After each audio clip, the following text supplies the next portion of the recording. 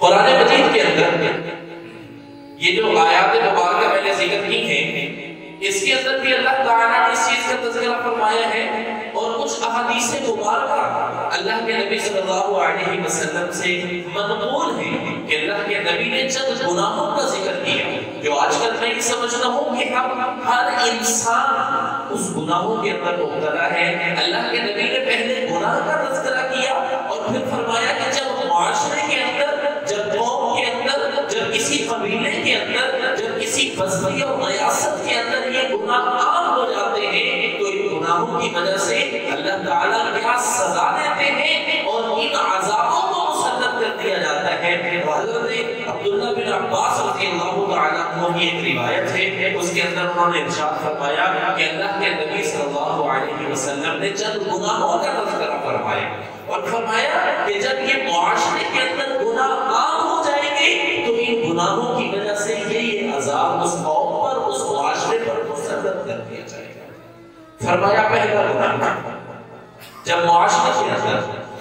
حرام، سود، لین دین، رشوت یعنی حرام خوری عام ہو جائے گا، لوگ حرام کھانا پسند کریں گے، چوری کا مال ہو، دھوکے سے کمایا ہوا مال ہو یا سود کا مال ہو، یعنی حرام آمدنی کو جب لوگ کھانا شروع کر دیں گے، حرام کھانا شروع کر دیں گے اور ان کی جسم کا بنا ہوا حصہ، ان کے جسم کا حصہ حرام کے مال سے بننا شروع ہو جائے گا، تو اللہ کے نبی نے فرمایا کہ ان کے دلوں سے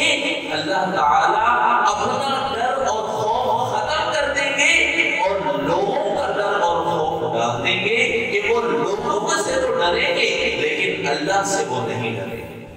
یہ پہلا عذاب اس قوم پر مسلط ہوگا جس قوم کے اندر حرام کھانے کی عادت بن جائے۔ جو قوم حرام کھانا پسند کرے، سود کا پیسہ ہو، رشوت کا پیسہ ہو، چوری کا پیسہ ہو، دھوکے سے دیا ہوا کمایا ہوا پیسہ ہو، یا کوئی بھی ایسے ناجائز ذرائع جو اسلام کے اندر جائز نہیں ہے، ذخیرہ اندوزی کر کے کمایا ہوا پیسہ ہو۔ آج کل جو ہماری اس معاشرے کا مسئلہ بنا ہوا ہے کہ تاجروں نے ذخیرہ اندوزی کی ہوئی ہے، مال کو روکا ہوا ہے اور اس سلسلے کے اندر ہے کہ وہ پیسے بڑھے، ہماری آمدنی زیادہ ہو، لوگ اس وقت روٹی کھانے کو ترس رہے ہیں لیکن ان لوگوں کے سامنے پیسے کی لالچ اس لیے زیادہ ہے کہ وہ ذخیرہ اندوزی کر کے رکھ چکے۔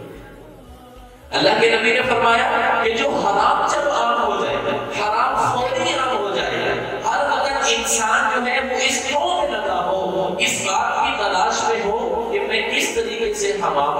کماؤں، حرام کھانے کے ذرائع کو ڈھونڈتا رہے اور اس پر کوشش کرنا شروع کر دے، تو اللہ کے نبی نے فرمایا کہ اللہ اور اس کے رسول کا ڈر اس کے دلوں سے نکل جائے گا، پھر گناہ کرتے وقت ان کو یہ احساس نہیں ہوگا کہ میں نے مرنا ہے، مرنے کے بعد اللہ کو جواب دینا ہے۔ یا علم یعلم بأن اللہ یرا، اللہ کی ذات تمہیں دیکھ رہی ہے، کیا تم نہیں جانتے؟ یہ تصور ان کے دل سے ختم ہو جائے گا، اللہ کا ڈر ختم ہو گیا، رسول اللہ کی محبت اور عظمت دل سے نکل گئی، ہاں لوگوں کا ڈر ان کے دلوں میں آ جائے گا۔ کوئی گناہ کرتے ہوئے یہ سوچے گا کہ کوئی انسان نہ مجھے دیکھ لے، اللہ دیکھ رہا ہے تو اس چیز کی کوئی پرواہ نہیں ہے، غیروں کا ڈر تو آ جائے گا لیکن اللہ کا ڈر دل سے نکل جائے گا۔ دوسرا گناہ، حضرت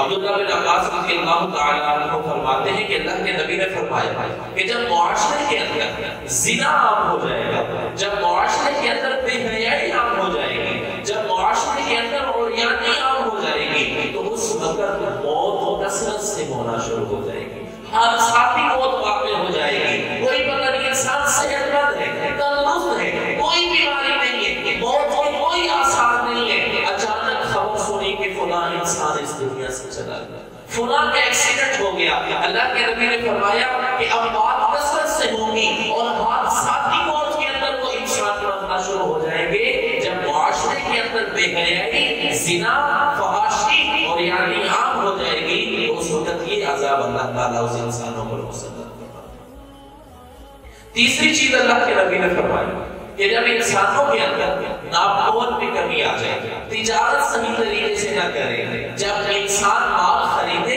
تو اچھا مال خریدے اور پیسے کم دے، لیکن جب انسان بیچے تو گھٹیا مال بیچے یا ذخیرہ اندوزی کر کے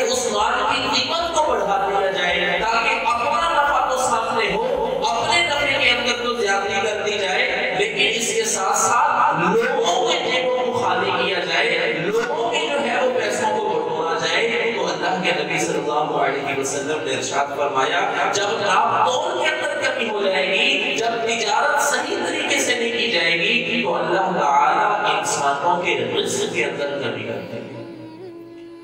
اب یہ چیزیں جو میں عرض کر رہا ہوں یہ حقیقت ہے، ان کا حقیقت سے تعلق ہے۔ ہم آخر میں تجزیہ کریں گے کہ کیسے ہمارے معاشرے کے اندر یہ گناہ ہے اور کیسے ہم ان عذاب کو فیس کر رہے ہیں، ان عذاب کو اپنے اوپر جو ہے وہ اللہ تعالیٰ نے ہمارے اوپر مسلط کیا۔ تیسرا گناہ، چوتھا گناہ اللہ کے نبی صلی اللہ علیہ وسلم نے ارشاد فرمایا جب معاشرے کے اندر ظلم عام ہو جائے، جب کسی غریب کو انصاف نہ ملے، جب بیچارہ مظلوم روتا رہے، گڑ گڑاتا رہے، عدالتوں کا چکر لگاتا رہے، پولیس سے انصاف کا تقاضا کرتا رہے، لیکن اس مظلوم کو انصاف نہ ملے، مظلوم آدمی ہے، ظلم عام ہو گیا، بچیوں کو جو ہے وہ چھیڑا جا رہا ہے، مختلف گناہوں کی وجہ سے مختلف صورتوں کے ساتھ بیچارہ جو مظلوم ہے وہ مظلوم سے مظلوم تر بنتا جا رہا ہے، جو ظالم ہے وہ ظالم سے ظالم تر بنتا جا رہا ہے، اور بیچارے مظلوموں کو انصاف نہ ملے، وہ روتے رہے، گڑ گڑاتے رہے، عدالتوں کا دروازہ کھٹکھٹاتے رہے، لیکن ان کی وہاں پر فریاد رسی نہ ہو۔ اللہ کے پاک پیغمبر نے ارشاد فرمایا جس معاشرے کے اندر ظلم نہیں ہو، ظلم ہو رہا ہو، اور جس معاشرے کے اندر انصاف کو قائم نہ کیا جائے، وہاں پر قتل و غارت عام ہو جائے گی۔ قتل و غارت ہو رہی ہے، ان کا پوچھنے والا کوئی نہیں ہے، قتل و غارت کو روکنے کے اسباب نہیں ہے، وہاں پر لوگوں کی قتل و غارت جانیں محفوظ نہیں رہے گی۔ پانچواں گناہ اللہ کے نبی صلی اللہ علیہ وسلم نے ارشاد فرمایا کہ جس قوم کے اندر، جس معاشرے کے اندر وعدہ خلافی عام ہو جائے، جو قوم وعدہ خلافی کرنا شروع کر دے، وعدے کو اہمیت نہ دے، ایک بات کی ہے اس بات پر پورا اترنے کے لیے کوشش نہ کرے، ٹال مٹول کر رہے ہیں، ٹال مٹول کر رہے ہیں، تو اللہ کے نبی صلی اللہ علیہ وسلم نے ارشاد فرمایا جو ایک قوم وعدہ خلافی کرتی ہے اس قوم پر میں ان کے دشمنوں کو مسلط کر دیتا ہوں، وہ اپنے دشمنوں پر غلبہ نہیں پا سکتے، ہمیشہ دشمن ان پر مسلط رہیں گے اور وہ مغلوب ہوتے ہیں۔ اس حدیث مبارکہ کے اندر یہ غالباً 5 گناہ اللہ کے نبی نے ارشاد فرمائے۔ اب ذرا تھوڑا سا تجزیہ کرتے ہیں اس بات پر کہ آیا ہمارے معاشرے کے اندر یا آیا آج کا نوجوان مسلمان جو ہے یا آج کا مسلمان چاہے وہ مرد ہے یا عورت ہے، آیا ہم ان گناہوں کا کتنا حصہ بن رہے ہیں؟ شروع میں نے عرض کیا کہ یہ ہم پر جو مصیبتیں ہیں، اللہ کا قرآن کہتا ہے ما اصاب من مصیبت فبما کسبت ایدیکم، کہ یہ انسان کے اپنے اعمال کا نتیجہ ہے، جو انسان کرتے ہیں اسی طرح کا اللہ تعالیٰ آسمان سے فیصلے نازل کرواتے ہیں۔ پہلا گناہ اللہ کے نبی نے فرمایا حرام کھانا، حرام مال۔ بڑی معذرت کے ساتھ ہم لوگ بہت کم لوگ ہیں، دیندار لوگ بھی، اپنے آپ کو دیندار سمجھنے والے لوگ بھی تمیز نہیں کرتے کہ آیا جس طریقے سے میں تجارت کر رہا ہوں، آیا اس تجارت کے اندر کوئی حرام کی آمیزش تو نہیں ہو رہی، کہیں میں دھوکہ دہی تو نہیں کر رہا، کہیں میں مال اور دکھا کر بیچنے کے لیے اور مال کو نہیں دے رہا۔ حرام خوری کی کوئی بھی صورت ہو، سود کا مال ہو یا اس کے علاوہ کوئی اور مال ہو، چوری کا مال، رشوت کا مال یا کسی طریقے سے کوئی حرام کی آمیزش تو نہیں، کہیں میرے مال کے اندر حرام تو نہیں آ رہا، کہیں میں اپنے بچوں کا پیٹ حرام سے تو نہیں بھر رہا۔ اللہ کے نبی صلی اللہ علیہ وسلم کی وہ بڑی مشہور حدیث مبارکہ یاد آ گئی۔ اللہ کے نبی نے ارشاد فرمایا کہ انسان کے جسم کے گوشت کا وہ حصہ یا انسان کے جسم کا وہ حصہ جو حرام کی مال سے بنا ہو، حرام کی کمائی کھا کر وہ انسان کے جسم کا حصہ بنا ہے، وہ جسم کا حصہ جہنم میں چلنے کے مستحق ہے، وہ جنت میں جانے کے قابل نہیں ہے۔ حرام خوری، اس سے بچا جائے۔ مختلف شعبوں میں ہمارے چلتے ہیں، رشوت چلتی ہے، حرام چلتا ہے، آج کل سود کے معاملات عام ہیں، کرنا کچھ نہیں پڑتا، بس پیسے دو، سود دو۔ میرے بھائی یہ دنیا کا مال دنیا میں رہ جائے گا، دنیا کا مال دنیا میں رہ جائے گا۔ دنیا کے اندر 4 ایسے دنیا پر حکومت کی ہے، لیکن جب وہ گئے اس دنیا سے تو ان کے ہاتھ بھی خالی تھے، کوئی اپنا خزانہ وہ ساتھ لے کر نہیں گئے۔ تو میرے بھائی اس بات کا خیال رکھا جائے کہ ہم حرام سے بچیں، حرام خوری سے بچیں، حرام کھانے سے دعا قبول نہیں ہوتی، حرام کی مختلف وعیدات اللہ اور اس کے رسول صلی اللہ علیہ وسلم نے ارشاد فرمائی ہے، رزق حلال کی تلاش میں لگ جاؤ، رزق حلال کماؤ، تھوڑا کام مل جائے گا لیکن اس کے اندر برکت ہوگی۔ اگر آپ کے پاس آپ وافر مقدار میں جمع کرنا چاہ رہے ہو کہ میرے پاس سب سے زیادہ مال و دولت ہو، میرے پاس سب سے زیادہ پیسہ ہو، لیکن اس چیز کی تمیز نہیں ہے کہ وہ حرام کا ہے یا حلال کا ہے، تو اس کے اندر برکت نہیں ہوگی۔ یہ بڑا لمبا موضوع ہے کہ برکت کا ہو، تھوڑا ہو تو وہ کافی ہو جاتا ہے۔ کثرت نہ اللہ سے مانگا کرو، اللہ سے برکت مانگا کرو کہ یا اللہ تم نے مجھے جتنا بھی دیا ہے اسی میں برکت ڈال دے۔ جب اسی میں اللہ کی برکت آ جائے گی تو رب کعبہ کی قسم تمہاری ضرورتیں بھی پوری ہو جائیں گی اور تمہارا مال بھی بچ جائے گا۔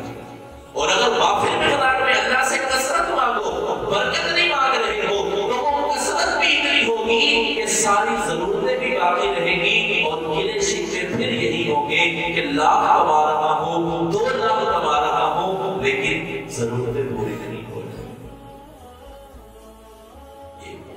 سیاست میں چونکہ میرا موضوع بھی نہیں ہوتا اور میں بات بھی نہیں کرنا مناسب سمجھتا، لیکن بات سمجھانے کے لیے یہ بات کہہ دیتا ہوں۔ چند دن پہلے ہمارے وزیر اعظم عمران خان صاحب نے ایک بیان دیا تھا کہ وہ میری 2 لاکھ روپیہ تنخواہ ہے لیکن اس سے میرا گزارا نہیں ہوتا۔ تو مجھے کسی نے واٹس ایپ ایک ویڈیو بھیجا تھا، میں صرف اس پر بات کر کے اپنی بات ختم کرتا ہوں کہ وہ کوئی نیوز اینکر بات کر رہی تھی کہ وزیر اعظم صاحب نے اقرار کر لیا ہے کہ میرا 2 لاکھ میں گزارا نہیں ہوتا، اور وہ ایک مزدور کی جو تنخواہ ہے یا ایک مزدور کی جو آمدنی ہے وہ 15,000 روپیہ ہے۔ اور اس وقت جناب صدیق اکبر رضی اللہ تعالیٰ عنہ کا واقعہ سامنے آ گیا کہ جب وہ خلیفہ وقت بنے تھے تو خلیفہ بننے کے بعد اگلے دن وہ کام کے لیے جا رہے تھے۔ حضرت عمر فاروق نے پوچھا تھا امیر المومنین کہاں جا رہے ہو؟ جناب ابو بکر نے کہا تھا کہ میں کمانے کے لیے جا رہا ہوں، کام کرنے کے لیے جا رہا ہوں۔ حضرت عمر فاروق نے کہا تھا اگر آپ تجارت کریں گے تو ریاست حکومت کون کرے گا؟ تو جناب ابو بکر نے کہا تو پھر میرے گھر کا خرچہ کہاں سے چلے گا؟ کہا اچھا، مشاورت بٹھائی، مجلس عاملہ بٹھائی، مشورہ یہ طے ہوا کہ بیت المال سے وظیفہ مقرر کر دیا جائے امیر المومنین جناب ابو بکر کے لیے۔ لیکن مسئلہ یہ سامنے آیا کہ وظیفہ ہونا کتنا چاہیے؟ جناب ابو بکر نے کہا تھا کہ اس وقت مدینہ کے اندر جتنی ایک مزدور کی آمدنی ہے اتنا میرا وظیفہ مقرر کیا جائے۔ تو انہوں نے فرمایا کہ اتنی تھوڑی آمدنی سے آپ امیر المومنین ہیں، وقت کے خلیفہ اور حکمران ہیں، آپ کا گزارا ہو جائے گا؟ تو جناب ابو بکر نے فرمایا تھا ہاں گزارا ہو جائے گا۔ پوچھا کیا کیسے گزارا کرو گے؟ کہا اسی طرح گزارا کروں گا جس طرح ایک مزدور گزارا کرتا ہے۔ فرمایا کہ اگر ایک مزدور کا گزارا اگر اس وقت نہیں ہوگا، جتنی مزدور کی تنخواہ ہے اتنی تنخواہ میری ہو اور مزدور کا گزارا نہ ہو، میرا گزارا نہ ہو، تو میں مزدور کی تنخواہ بڑھا دوں گا۔ تو میں یہی گزارش کروں گا کہ اس وقت ہم پر مختلف آزمائشیں، مختلف صورتوں کو ہم سامنے کر رہے ہیں، کہیں معیشت کا بحران ہے، کہیں بدامنی کے جو ہے وہ دعوے کیے جا رہے ہیں وغیرہ وغیرہ۔ میں صرف یہی گزارش کروں گا کہ ان ساری صورتوں کا حل صرف اور صرف ایک ہی ہے کہ ہم اس کتاب کو مضبوطی سے تھام لیں، اللہ کے نبی کی سنت کو اپنے سینے سے لگا لیں، یقین کریں یہ سارے مسائل حل ہو جائیں گے۔ نہ معیشت کا بحران رہے گا، نہ کسی اور چیز کا مسئلہ رہے گا، معاشرہ بھی امن کا گہوارہ بن جائے گا، لوگوں کی آنکھوں میں حیا ہوگی، ماں بہن بیٹی کی عزت محفوظ ہو جائے گی، لوگوں کی اموال، لوگوں کی جانیں محفوظ ہو جائے گی۔ لیکن اگر ہم نے اس قرآن کو پس پشت ڈال دیا، نبی کی سنت کو پس پشت ڈال دیا، جس طرح اب میں بد امنی ہے، لوگ نفسا نفسی کے عالم میں ہیں، لوگوں کو جو ہے وہ گلے شکوے ہیں کہ ضرورتیں پوری نہیں ہوتی، ہمارے اتنا کما رہے ہیں، کاروبار نہیں ہے، معیشت کی تنگی ہے، تو یہ سارے کے سارے مسائل باقی رہیں گے اگر ہم نے قرآن و سنت کو چھوڑ دیا۔ اللہ تعالیٰ کی ذات سے دعا ہے اللہ تعالیٰ جو کچھ کہا سنا ہم سب کو عمل کی توفیق عطا فرمائے۔ وآخر دعوانا الحمدللہ۔